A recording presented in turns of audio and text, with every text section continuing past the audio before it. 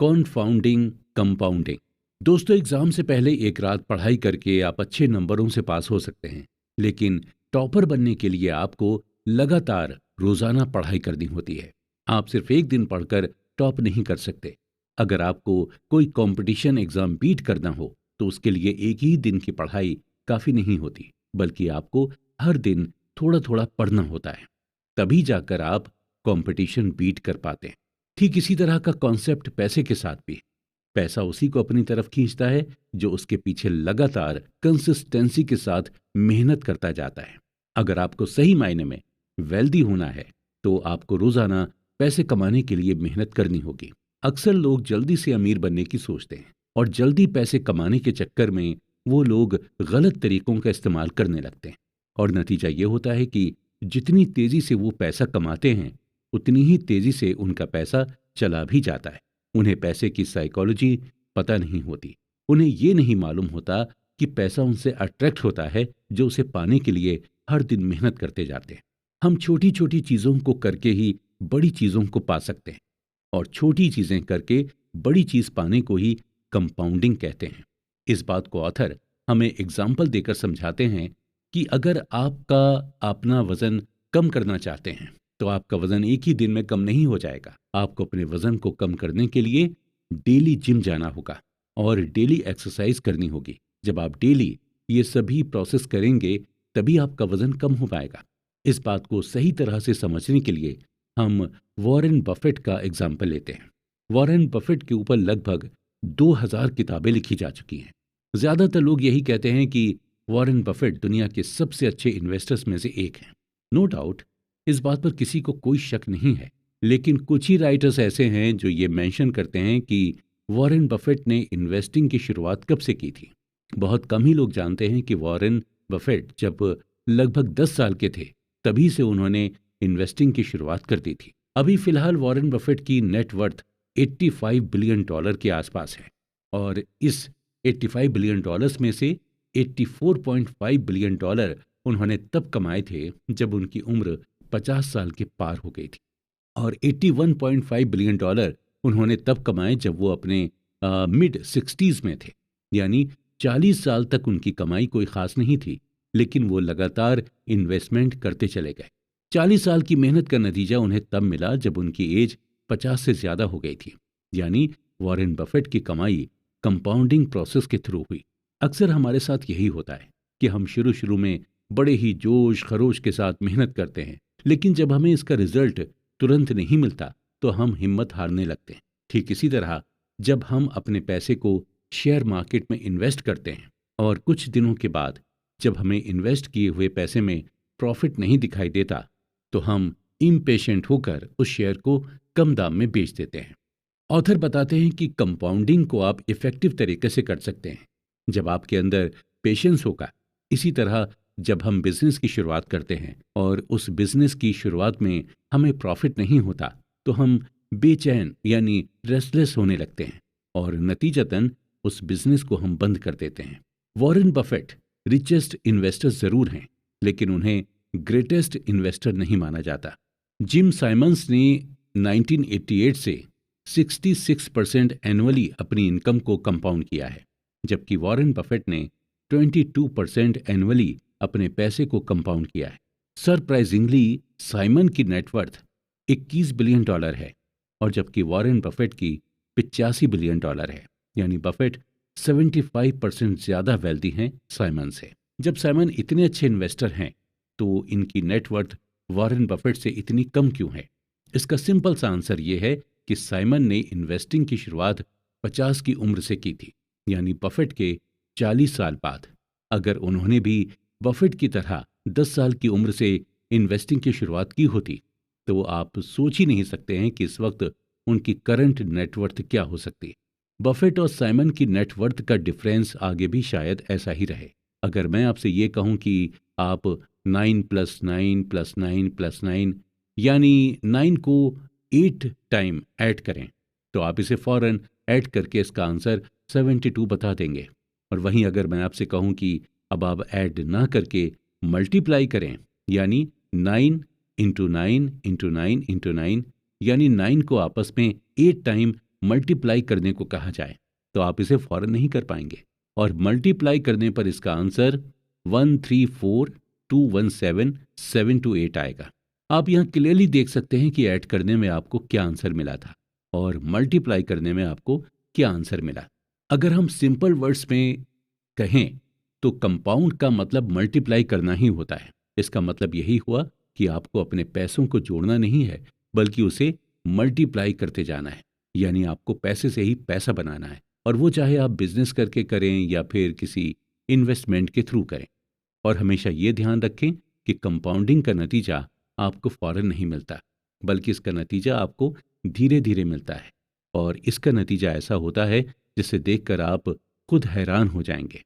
इसलिए अगर आप इन्वेस्ट करना चाहते हैं तो ज़रूरी नहीं कि आप बहुत बड़े अमाउंट से इन्वेस्ट करें, आप छोटे अमाउंट से भी इन्वेस्ट की शुरुआत कर सकते हैं।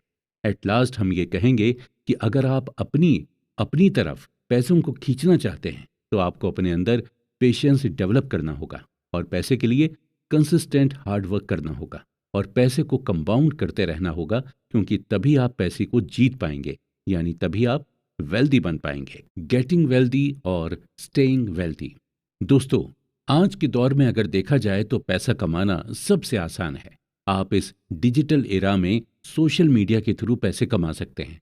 आप अपना यूट्यूब चैनल बनाकर पैसे कमा सकते हैं, इंस्टाग्राम या फेसबुक पर पोस्ट अपलोड करके पैसे कमा सकते हैं, या फिर अमेज़ॉन या शॉपिंग ऐप पर प्रोडक्ट बेचकर पैसे कमा सकते हैं। यानी आज के इस टाइम में पैसे कमाने के ऑप्शंस बहुत सारे हैं। जितना आज के दौर में पैसा कमाना आसान है, उतना ही इसे बचाना मुश्किल है। वेल्दी होना कोई बहुत बड़ी बात नहीं है, लेकिन वेल्दी बने रहना बहुत ही डिफिकल्ट है। चलिए इस बात को हम एक केस स्टडी के थ्रू डीपली समझते हैं। जेस लिवरमोर, जिनका जन्म 1877 में हुआ था, इन्हें अपने दौर का ग्रेटेस्ट इन्वेस्टर माना जाता था, और ये उस टाइम प्रोफेशनल इन्वेस्टर बन गए थे जब इन्वेस्टिंग के बारे में कोई ज्यादा जानता तक नहीं था। सिर्फ 30 साल की उम्र में ही लिवरमोर ने $100 मिलियन की नेटवर्थ बना ली थी। 1929 के दौरान लिवरमोर स्टॉक मार्केट की दुनिया में जाना पहचाना नाम बन गए थे, और उसी दौरान स्टॉक मार्केट भी बुरी तरह से क्रैश हो गई थी, जिसकी वजह से इकोनॉमी डिप्रेशन में चली गई थी। अक्टूबर 1929 तक स्टॉक मार्केट की हालत और ख़राब हो गई। ज़्यादातर इन्वेस्टर्स और स्पेकुलेटर्स ज़बरदस्त फाइनेंशियल लॉस में आ गए थे, और जिसकी वजह से कई इन्वेस्टर्स और स्पेकुलेटर्स सुसाइड करने लगे थे। लिवरमोर की वाइफ डोरा दी इन्वेस्टर्स के सुसाइड करने के इंसिडेंट से काफ़ी परेशान थी, और एक दिन लिवरमोर घर काफ़ी देर में पहुंचे। घर देर में पहुंचने की वजह से लिवरमोर की वाइफ डोराथी काफ़ी परेशान हो गई थी, लेकिन लिवरमोर को देखकर उन्हें सुकून मिला, और उन्होंने लिवरमोर को अपने परेशान होने की वजह बताई। तो उन्होंने उन्हें बताया कि इस स्टॉक मार्केट के क्रैश में उन्हें बहुत फ़ायदा पहुंचा है, और लिवरमोर ने सिर्फ एक ही दिन में कई $मिलियन कमा लिए थे। लिवरमोर ने वाइफ डोराथी से ये भी कहा कि हम वेल्दी ही रहेंगे हमेशा, परेशान होने की कोई ज़रूरत नहीं है।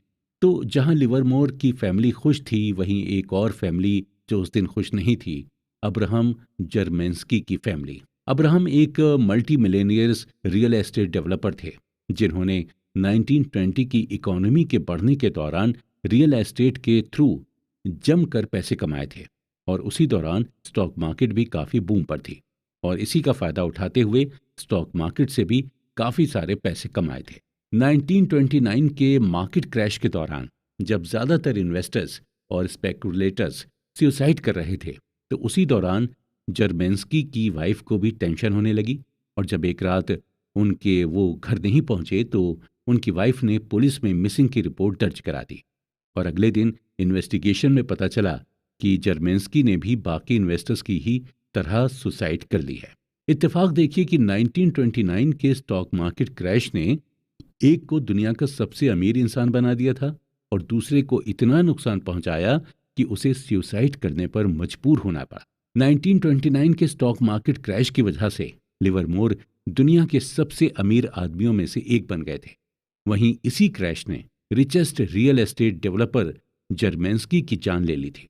1929 के स्टॉक मार्केट क्रैश से कमाए पैसे ने लिवरमोर के अंदर कॉन्फिडेंस भर दिया था, जिसकी वजह से वो स्टॉक मार्केट में ज्यादा से ज्यादा बेट लगाने लगा था। ठीक 4 साल बाद यानी 1933 में लिवरमोर ने भी सुसाइड कर ली थी, क्योंकि लिवरमोर ने स्टॉक मार्केट में इतना पैसा लगा लिया था कि उसे बहुत ही ज्यादा नुकसान हो गया था। लिवरमोर और जर्मेंस्की दोनों की डेथ पीरियड अलग अलग था, लेकिन दोनों में एक चीज कॉमन थी। दोनों थे वेल्दी, लेकिन वेल्दी बनकर रह नहीं पाए, यानी दोनों ने ही पैसे कमाए लेकिन पैसे को बचा नहीं पाए। ऑथर कहते हैं कि पैसे कमाने के लिए आपको रिस्क लेना होता है, आपको होपफुल और ऑप्टिमिस्टिक होना पड़ता है, और पैसे कमाने के लिए आपको अपने कंफर्ट जोन से बाहर निकलना होता है। लेकिन कमाए हुए पैसे को बचाने के लिए आपको रिस्क से बचना होता है, अपने अंदर ह्यूमिलिटी रखनी होती है। इसके अलावा आपके अंदर डर भी होना चाहिए। आपके अंदर ये डर होना चाहिए कि आपने इतनी मेहनत करके जो पैसे कमाए हैं वो कभी भी खत्म हो सकते हैं, आपको कभी भी नुकसान हो सकता है। ज्यादातर वेल्दी लोग इसी माइंडसेट के साथ चलते हैं, और शायद इसलिए जितने भी वेल्दी लोग हैं वो बिल्कुल सिंपल लाइफ जीते हैं और अपने पैसे को बिल्कुल सोच समझ कर खर्च करते हैं। वेंचर कैपिटल फर्म सेक्वोइया कैपिटल के हेड माइकल मोरिट्ज से जब पूछा गया कि वो अभी तक मार्केट में किस तरह से बने हुए हैं, उनकी कंपनी का अभी तक मार्केट में लगातार टिके रहने का रीजन क्या है, इसका जवाब देते हुए माइकल ने कहा कि डर की वजह से ही वो आज सेक्वा कैपिटल अभी तक टिकी हुई है। मोरिट्स का ये मानना है कि उन्हें ये डर रहता है कि अगर आज उन्होंने पैसे कमाए तो जरूरी नहीं है कि कल भी उसी तरह वो पैसे कमा पाएंगे। अगर आज उनके साथ चीजें अच्छी हो रही हैं तो जरूरी नहीं है कि कल भी सब चीजें उनके साथ अच्छी ही हों। यानी हम ये भी कह सकते हैं कि हमारे अंदर अगर सर्वाइवल का डर नहीं होगा तो शायद हम ज्यादा दिनों तक वेल्दी नहीं रह पाएंगे। ऑथर के हिसाब से वेल्दी बने रहने के लिए हमें अपने अंदर सर्वाइवल माइंडसेट रखना होगा, और इसे आप 3 तरीके से देख सकते हैं। पहला यह है कि आपको ये सोचना होगा कि आप फाइनेंशियली अनब्रेकेबल हैं। अगर आप फाइनेंशियली अनब्रेकेबल हैं तो आपको हमेशा बड़ा रिटर्न मिलेगा, और आपको बड़ा रिटर्न तभी मिल पाएगा जब आप लॉन्ग टर्म के लिए सरवाइव कर पाएंगे। दूसरा यह है कि आपको प्लानिंग बनाकर चलना होगा। जी हाँ, सर्वाइवल माइंडसेट रखने के लिए प्लानिंग करना बेहद जरूरी है। एक प्लान तभी यूजफुल होगा जब ये रियलिटी सरवाइव कर जाए। तीसरा यह है कि आपको ऑप्टिमिस्टिक पर्सनैलिटी रखनी होगी। जब आप ऑप्टिमिस्टिक पर्सनैलिटी रखते हैं तो आपके अंदर सर्वाइवल माइंडसेट आने लगता है। ऑप्टिमिस्टिक होने पर आपके अंदर बिलीफ भी आता है कि आप कैसी भी सिचुएशन में सरवाइव कर लेंगे। हमेशा ये ध्यान रखें कि पैसा कमाना मुश्किल नहीं है, बल्कि जब आप पैसे कमा लें तो आपको यही कोशिश करनी चाहिए कि उस पैसे को कैसे बचाएं, और आप पैसे बचाकर ही पैसे को अपनी ओर तेजी से अट्रैक्ट कर सकते हैं। Tells you win.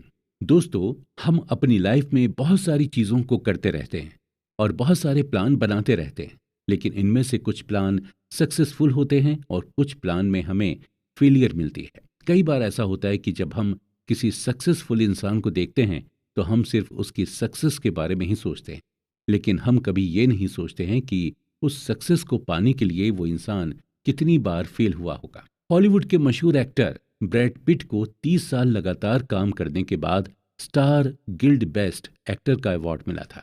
टाइटैनिक के हीरो लियोनार्डो डिकैप्रियो को बेस्ट एक्टर के लिए ऑस्कर नॉमिनेशन 5 बार मिला, लेकिन जीता उन्होंने एक ही बार। हमें नहीं पता कि हम जिस भी काम को कर रहे हैं उसमें हमें कितनी सक्सेस मिलेगी। कुछ ऐसे काम होते हैं जिसमें हम कामयाब होते हैं, तो कुछ काम ऐसे भी होते हैं जिनमें हम फेल हो जाते हैं। बिजनेस और इन्वेस्टिंग में चीजें इसी तरह से काम करती हैं। आप जितने भी इन्वेस्टर्स को देखेंगे उन्हें सक्सेस से ज्यादा फेलियर मिली होगी, और वो इस चीज को भी एक्सेप्ट करते हैं। वो ये मानकर चलते हैं कि उन्हें फेलियर ज्यादा मिलेगी, लेकिन उनकी नजर मेजॉरिटी आउटकम पर होती है। यानी उनके मन में कहीं ना कहीं ये चलता है कि सक्सेस होने पर उन्हें क्या मिलेगा। अगर ब्रैड पिट शुरू में अवार्ड ना मिलने की वजह से एक्टिंग छोड़ देते तो क्या वो इतने पॉपुलर एक्टर होते, और क्या उन्हें 30 साल के बाद बेस्ट एक्टर का अवार्ड मिलता। ब्रैड पिट को ये समझ आ गया था कि आपके कुछ प्रोजेक्ट चलते हैं और कुछ नहीं, लेकिन आपको लगातार काम करते रहना चाहिए। आपको अपने एम की ओर लगातार बढ़ते रहना चाहिए। आपको टेल के बारे में सोचना चाहिए, यानी एंड रिजल्ट के बारे में सोचना चाहिए।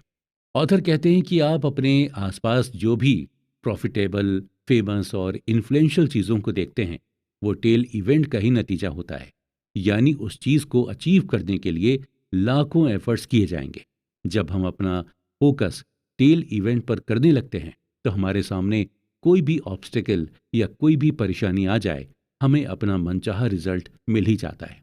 और टेल इवेंट पर फोकस करके हमें यह भी समझ में आने लगता है कि यह कितना रेयर और पावरफुल है। टेल एंड ड्रिवन आपको कई सारी कंपनीज भी मिलेंगी, और टेल एंड ड्रिवन का सबसे अच्छा एग्जाम्पल है कोई भी वेंचर कैपिटल फर्म। अक्सर वेंचर कैपिटल फर्म नए नए स्टार्टअप को फंडिंग करती है। एक वेंचर कैपिटल फर्म नॉर्मली 40 से 50 स्टार्टअप को फंडिंग देती है, और उस वेंचर कैपिटल को ये भी मालूम होता है कि इस 40 से 50 स्टार्टअप में आधे से ज़्यादा स्टार्टअप फेल हो सकते हैं। लेकिन उन्हें यह भी मालूम होता है कि एटलीस्ट 10 स्टार्टअप तो चलेंगे ही, और उन 10 में से 2 या 3 स्टार्टअप ऐसे होंगे जो उनके लिए बोनांजा ऑफर की तरह होंगे, यानी उनका रिटर्न 100% से भी ज़्यादा होगा। और वेंचर कैपिटल उन्हीं 2 या 3 स्टार्टअप से अपने पूरे इन्वेस्ट किए हुए पैसे को प्रॉफिट समेत वापस ले लेती है। इसी तरह जब कोई इन्वेस्टर अपना पोर्टफोलियो बनाता है, तो उसे भी ये मालूम होता है कि पोर्टफोलियो में शामिल हर स्टॉक उसे अच्छा रिटर्न नहीं देगा, लेकिन पोर्टफोलियो में शामिल एक दो स्टॉक ऐसे होंगे जो पूरे पोर्टफोलियो का प्रॉफिट कवर करके दे देंगे। ऑथर की माने तो टेल इवेंट ही सब कुछ है, और जिसने ये समझ लिया वो ही सक्सेसफुल हुआ। आप जितने भी वेल्दी लोगों की कहानी सुनेंगे, आपको उनके बारे में यही पता चलेगा कि वो हमेशा टेल इवेंट के बारे में सोचते हैं। जब आपको ये रियलाइज हो जाता है कि बिजनेस में टेल्स ही सब कुछ है, तो आपके लिए फेल होना, बिजनेस का ना चलना, लॉस होना, ये सभी बातें नॉर्मल हो जाती हैं। आपको फेलियर बिल्कुल भी सरप्राइजिंग नहीं लगता, और आप इसे भी वेल्दी होने का एक पार्ट मान लेते हैं, और आप ये एक्सेप्ट कर लेते हैं कि फेलियर भी इसी प्रोसेस का एक हिस्सा है। हमारे साथ इशू यही होता है कि हम फेलियर को एक्सेप्ट नहीं करते। हम पैनिक करने लग जाते हैं। हमें ये लगने लगता है कि हमारे साथ कैसे हो सकता है, हमने तो बहुत मेहनत की थी। लेकिन हम ये भूल जाते हैं कि मेहनत का रिजल्ट तो हमें हमेशा एंड में ही मिलता है। अगर आप एक अच्छे स्टॉक पिकर हैं, तो आपके साथ ये हो सकता है कि कई बार आप स्टॉक पिक करने में गलती कर जाएं, या अगर आप एक अच्छे बिजनेसमैन हैं, तो ये आपके साथ बिल्कुल हो सकता है कि आप एक खराब और नॉन प्रॉफिटेबल प्रोडक्ट को बेचने लग जाएं। ग्रेट इन्वेस्टर्स पीटर लिंच का ये मानना है कि अगर आप किसी बिजनेस में अच्छे हैं, तो यानी आप उस बिजनेस में 10 में से 6 बार करेक्ट होंगे और 4 बार इनकरेक्ट होंगे। यानी आपके 6 डिसीजन सही होंगे तो 4 डिसीजन गलत होंगे। हम अपने ऊपर सही चीज़ों को करने के लिए खुद पर मेंटल प्रेशर बनाने लगते हैं। हम ये सोचने लगते हैं कि हमसे कोई गलती कभी हो ही नहीं सकती। महान बल्लेबाज सचिन तेंदुलकर भी फेल हुए थे, और 25 साल क्रिकेट खेलकर भी उनसे कई गलतियां हुई थीं। और अगर ऐसा ना होता, तो 664 इंटरनेशनल मैचेस में उनकी 100 सेंचुरी से और कई ज्यादा सेंचुरीज होती। इन्वेस्टर्स और एंटरप्रेन्योर से हमें यही सीखने को मिलता है कि कोई भी हर बार सही डिसीजन नहीं ले सकता। आपको क्या लगता है कि Bill Gates, Jeff Bezos, Elon Musk हर बार सही ही डिसीजन लेते हैं? नहीं, उनके कई बार कई डिसीजंस गलत भी होते हैं। बस फर्क सिर्फ इतना है कि हमें उनके गलत डिसीजन के बारे में पता नहीं चलता, क्योंकि हम उनकी सक्सेस को ही देखकर चकाचौंध हो जाते हैं। हम में और उनमें बस फर्क यही है कि वो फेलियर को प्रोसेस का एक हिस्सा मानते हैं, उसे खुद पर हावी नहीं होने देते, क्योंकि उन्हें यह मालूम होता है कि टेल इवेंट में फेलियर जरूर मिल सकती है, और उनका फोकस सिर्फ टेल इवेंट पर ही होता है, क्योंकि टेल इवेंट के एंड में सक्सेस उनका वेट कर रही होती है। फ्रीडम फ्रीडम का यही मतलब होता है कि आप कोई भी चीज अपने मन के हिसाब से कर सकें, वो भी बिना किसी की रोक टोक के। और जब आप वेल्दी होते हैं, तो आपको फाइनेंशियल फ्रीडम मिलती है। आपको ये आज़ादी मिलती है कि आप अपने पैसों का कुछ भी कर सकते हैं। और जब आपको फाइनेंशियल फ्रीडम मिल जाती है, तो आपको हैप्पीनेस भी मिलती है। देखा जाए तो लोग फाइनेंशियल फ्रीडम को इसलिए चुनते हैं ताकि वो अपनी लाइफ में खुश रह सकें। ऑथर कहते हैं कि हैप्पीनेस एक कॉम्प्लिकेटेड सब्जेक्ट, और हर इंसान के लिए हैप्पीनेस की डेफिनेशन अलग अलग होती है। एक छोटे बच्चे को भी देखकर हमें खुशी मिल जाती है, और अपने चहेते फिल्म स्टार को लाइव देखकर भी हमें खुशी मिल जाती है। लेकिन अगर हम हैप्पीनेस की कॉमन डेनोमिनेटर की बात करें, तो हैप्पीनेस हमें तभी मिलती है जब हमारी लाइफ हमारे ही कंट्रोल में होती है। अपनी लाइफ में हम जब भी कर रहे होते हैं, उसका कंट्रोल जब हमारे हाथ में होता है, तो हमें बहुत खुशी महसूस होती है। आप कितना भी ज्यादा पैसे क्यों ना कमा लें, लेकिन अगर आपकी लाइफ आपके अपने कंट्रोल में नहीं है, तो आप खुश नहीं हो सकते। वहीं अगर आप कुछ भी ना कमा रहे हों, लेकिन अगर आपकी लाइफ आपके कंट्रोल में है, तो आप डेफिनेटली खुश हैं। ऑथर कहते हैं कि अक्सर लोग यही चाहते हैं कि उनकी लाइफ कंट्रोल में रहे, और जब कोई उनसे किसी काम को करने के लिए कहता है, तो उन्हें यही लगता है कि उन्हें डिस एम्पावर्ड किया जा रहा है या डोमिनेट किया जा रहा है। उन्हें ये लगता है कि सामने वाला अपनी चॉइस उन पर थोप रहा है, जबकि इंसान के पास खुद ये चॉइस रहती है कि वो दूसरे की चॉइस को हाँ कहे या फिर ना कहे, या फिर सिंपली वही करे जैसा उनसे कहा जाए। जब हम चॉइसेस के इस खेल में फंस जाते हैं, तो हमें ये रियलाइज होने लगता है कि फ्रीडम होना कितना ज़रूरी है, स्पेशली फाइनेंशियल फ्रीडम, क्योंकि ये आपको चॉइस देती है कि आप अपने टाइम और अपने पैसे से कुछ भी कर सकते हैं। सक्सेसफुल एंटरप्रेन्योर डेरेक साइवर्स से जब उनके एक फ्रेंड ने यह पूछा कि वो इतने रिच कैसे हुए, तो इसके जवाब में वो अपनी कहानी सुनाते हुए कहते हैं कि अपना स्टार्टअप शुरू करने से पहले वो जॉब करते थे, और उस जॉब में उन्हें $1800 की सैलरी मिलती थी, और वो हर महीने अपनी सैलरी में से कुछ न कुछ सेव करते थे। 2 साल के अंदर उन्होंने $12,000 सेव कर लिए थे। जॉब करने के दौरान उनकी एज 22 साल थी, यानी 22 साल की एज में उन्होंने $12,000 सेव कर लिए थे। $12,000 सेव करने के बाद डेरेक ने अपनी जॉब से रिजाइन कर दिया, और जॉब छोड़कर वो एक फुल टाइम म्यूजिशियन बन गए थे। डेरेक को हर महीने म्यूजिक का कोई ना कोई असाइनमेंट मिलने लगा था, और असाइनमेंट से मिलने वाले पैसे से वो अपना खर्च चलाते थे। ओवरऑल डेरेक को अब पूरी तरह से फ्रीडम मिल गई थी। उनको किसी चीज की कोई रोक टोक नहीं थी, और वो अब ऐसे काम से पैसा कमा रहे थे जिसे करके उन्हें बेहद खुशी मिलती थी। डेरेक के दोस्त ने आगे की कहानी पूछी कि फाइनली डेरेक, तुम अमीर कब बने? आगे फिर उनके फ्रेंड ने उनकी कंपनी के बेचने का जिक्र करते हुआ कि डेरेक, क्या तुम अपनी कंपनी बेचकर अमीर हुए थे? इसका जवाब डेरेक ने बड़ी खूबसूरती से देते हुए कहा था कि कंपनी बेचना तो सिर्फ पैसों का ट्रांजैक्शन था। असल में अमीर वो 22 साल की उम्र में बन गए थे, जब वो फुल टाइम म्यूजिशियन बन गए थे। यानी यानी कि हम अमीर असल में तब होते हैं जब हम वो काम करते हैं जिसे करने में हमें मजा आता है, और उस काम को करने में हमें पैसे भी मिलते रहते हैं। असली फाइनेंशियल फ्रीडम तभी मिल सकती है जब आप वो करें जो आप करना चाहते हैं, और उसी को करते हुए आपको पैसे भी मिलते रहें। लोग अक्सर फाइनेंशियल फ्रीडम की तलाश में अपनी जॉब चेंज करते रहते हैं, क्योंकि उन्हें लगता है कि जॉब चेंज करके उन्हें ज़्यादा पैकेज मिलेगा, जबकि ज़्यादा पैकेज से फाइनेंशियल फ्रीडम नहीं मिलती। आपको फाइनेंशियल फ्रीडम तभी मिल पाएगी जब आपकी लाइफ आपके कंट्रोल में होगी। अब हम बात करते हैं man in the car paradox. जब आप किसी को महंगी कार चलाते हुए देखते हैं, तो आप ये नहीं सोचते कि कार चलाने वाला इंसान कितना रिच होगा, या उसने इस कार को खरीदने के लिए कितनी मेहनत की होगी, बल्कि आप यही सोचते हैं कि काश ऐसी ही महंगी कार हमारे पास भी होती। और ये एक पैराडॉक्स होता है। अक्सर लोग इसलिए वेल्थी होना चाहते हैं ताकि उन्हें लोग एडमायर कर सकें, लोग उन्हें पसंद करें।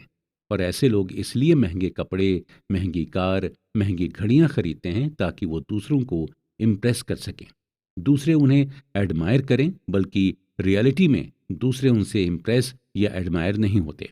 उनके महंगे कपड़े, महंगी घड़ियां और महंगी कार देखकर दूसरे लोग अपने लिए एक बेंचमार्क तय कर लेते हैं कि उन्हें भी ऐसी ही घड़ी लेनी है, ऐसी ही महंगी कार लेनी है, और ऐसे ही महंगे महंगे कपड़े पहनने हैं। और उनके अंदर भी सेम डिजायर होती है कि उनसे भी लोग इम्प्रेस हों और लोग उन्हें भी एडमायर करें। ये एक ह्यूमन टेंडेंसी है। इंसान हमेशा से चाहता है कि लोग उसे पसंद करें, उसे एडमायर करें, उसे ही लोग अपना रोल मॉडल माने। और इसके लिए ज़्यादातर लोग पैसे का सहारा लेते हैं, या फिर महंगी चीज़ों को फ्लॉन्ट करके दूसरों का दिल जीतने की कोशिश करते हैं। लेकिन उन्हें भी ये मालूम होता है कि दूसरे भी यही चाहते हैं। वो आपसे और आपकी चीज़ों से इम्प्रेस नहीं होते हैं, बल्कि उनकी खुद की पर्सनल डिजायर उन्हें आपसे बात करने के लिए मजबूर करती है। लोगों को पैसे से इम्प्रेस करने से बेहतर है आप उन्हें अपनी ह्यूमिलिटी, काइंडनेस और एम्पैथी से इम्प्रेस करें, क्योंकि इन चीज़ों से बनाया गया इम्प्रेशन लॉन्ग लास्टिंग होता है। आप कितने भी गरीब या अमीर हो जाएं, लेकिन अपने नेचर से आप लोगों को अपनी ओर खींच सकते हैं। Wealth is what you don't see. हम पैसे को तो अपनी आंखों से देख सकते हैं, लेकिन वेल्थ को नहीं। वेल्दी होना एक स्टेट ऑफ लिविंग है। जैसे आप हवा को नहीं देख सकते, ठीक उसी तरह आप वेल्थ को भी नहीं देख सकते। आपको ऐसे कई लोग मिल जाएंगे जो महंगी महंगी कार चलाएंगे, लेकिन महंगी कार होने पर भी वो इतने अमीर नहीं होते। वहीं आप ऐसे भी लोगों को देखेंगे जिनके पास नॉर्मल सी कार होगी, लेकिन एक्चुअल में वो बहुत अमीर होंगे। हालांकि ये भी हो सकता है कि अगर किसी के पास महंगी कार है तो वो एक्चुअल में वेल्दी हो सकता है, लेकिन उस महंगी कार की वजह से उसकी वेल्थ कम हो जाती है।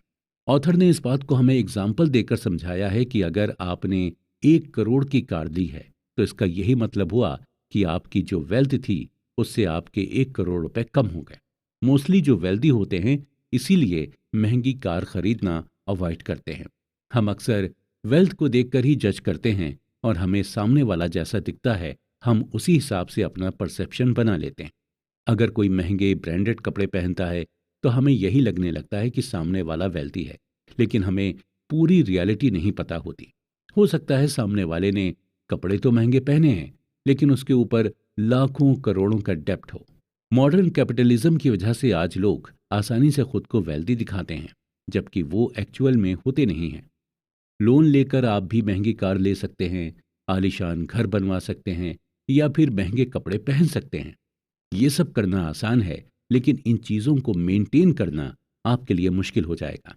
महंगी कार लेंगे तो ईएमआई भी ज़्यादा आएगी और फिर उसका मेंटेनेंस का बिल भी ज़्यादा आएगा। यानी महंगी चीज़ें लेना आसान है, लेकिन उन्हें मेंटेन करना मुश्किल। और ये आप तभी कर पाएंगे जब आप वाकई में वेल्दी होंगे। इसी तरह सिंगर रिहाना ज़्यादा खर्च करने के चक्कर में बैंकरप्ट हो गई थी, और जिसकी वजह से उन्होंने अपने फाइनेंशियल एडवाइज़र को केस कर दिया था।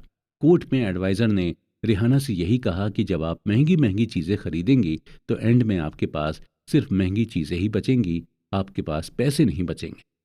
अक्सर जब कोई ये कहता है कि वो करोड़पति बनना चाहता है तो उसका यही मतलब होता है कि वो करोड़ों रुपए खर्च कर सके।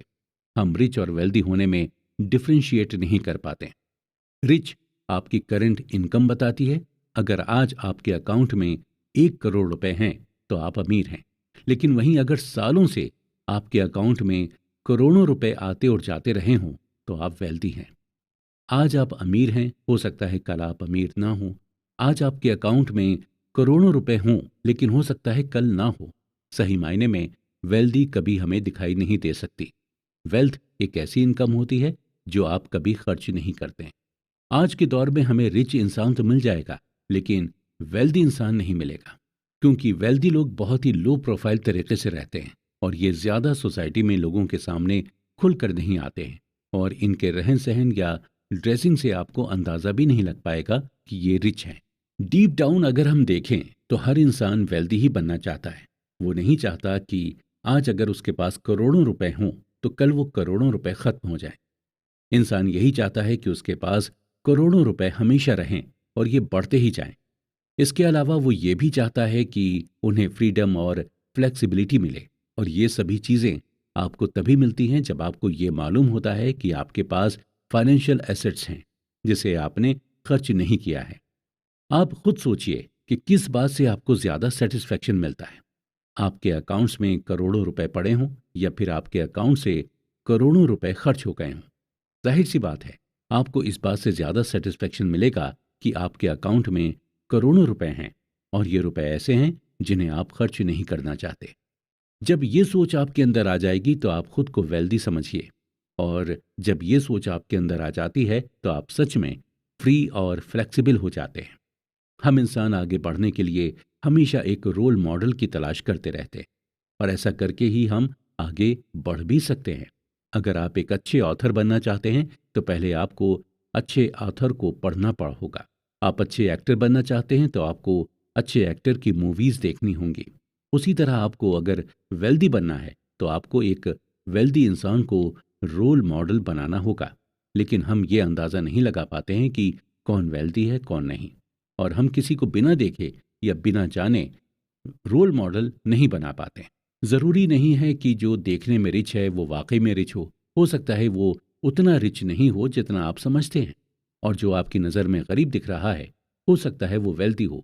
इसलिए किसी को क्विकली जज ना करें, स्पेशली किसी को उसकी हैसियत से तो बिल्कुल भी जज नहीं करें। Nothings free. अक्सर हम टीवी पर ऐड देखते हैं कि एक प्रोडक्ट खरीदने पर आपको दूसरा प्रोडक्ट बिल्कुल फ्री में मिलेगा, और आप जब ये प्रोडक्ट का ऐड देखते हैं तो आप फ्री के चक्कर में उस प्रोडक्ट को खरीद लेते हैं। लेकिन असल में मार्केट में कुछ भी फ्री नहीं मिलता। आप जिस प्रोडक्ट को फ्री समझते हैं उसका दाम आप कहीं ना कहीं पहले ही दे चुके होते हैं। ऑथर कहते हैं कि हमें कई चीज़ों की ऑब्वियस प्राइस तब तक नहीं पता होती जब तक हम उस चीज़ को खरीद नहीं लेते या उस चीज़ का एक्सपीरियंस नहीं ले लेते। एग्जाम्पल के तौर पर आपको एक मूवी पैसा वसूल तभी लगती है जब तक आप उसे देख नहीं लेते और जब तक आप उसका एक्सपीरियंस नहीं कर लेते।